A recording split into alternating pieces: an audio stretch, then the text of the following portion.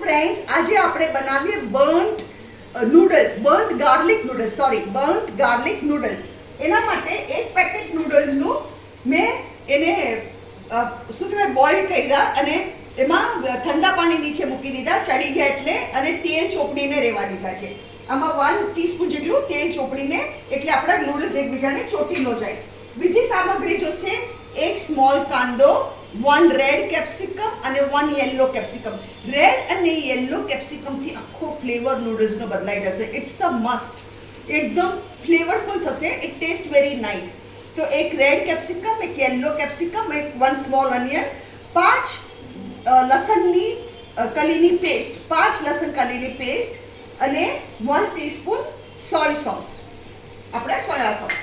મેં શું કર્યું છે, 3 ટેબલસ્પૂન ઓઇલમાં 5 કલી લસણની પેસ્ટની મેં એકદમ બ્રાઉન એને કરી, એકદમ બ્રાઉન, એને જલાવી જ કાઢ્યું એમ કહેવાય. અને એમાં પછી એક કાંદો, એક રેડ કેપ્સિકમ, એક યલો કેપ્સિકમ ચડાવી દીધા. એટલે આપણા શાકભાજી ચડી ગયા છે. હવે આપણે શું કરવાનું, આમાં આ નૂડલ્સ નાખવાના. આ નૂડલ્સ નાખ્યા આપણે.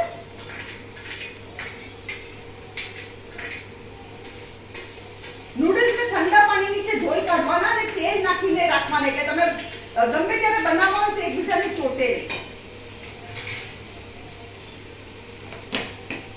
એમાં સ્વાદ અનુસાર મીઠું. મેં શાકભાજીમાં મીઠું નાખેલું છું, હવે નૂડલ્સના ભાગનું મીઠું નાખું છું.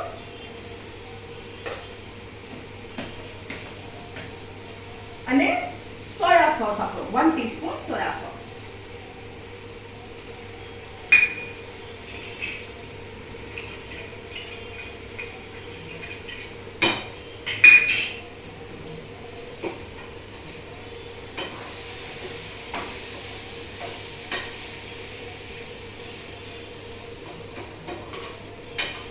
આ ગાર્લિકના ફ્લેવરથી બહુ સરસ લાગે.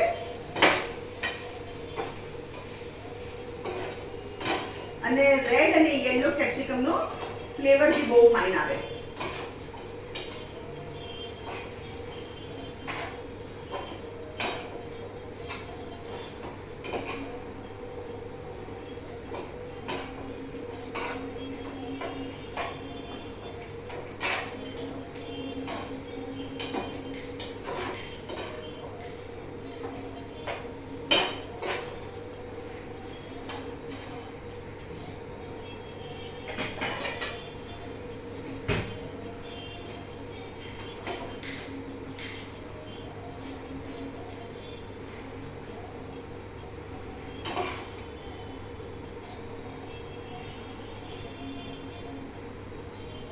હું ગેસ બંધ કરું છું. ફ્રેન્ડ્સ, આ છે આપણા સ્ટીમિંગ હોટ બર્ન્ટ ગાર્લિક નૂડલ્સ. અગર તમને મારી વિડીયો પસંદ આવે તો પ્લીઝ કમેન્ટમાં જરૂર લખો, મારી વિડીયોને શેર કરો, લાઈક કરો અને મારી ચેનલને જરૂરથી સબસ્ક્રાઈબ કરો.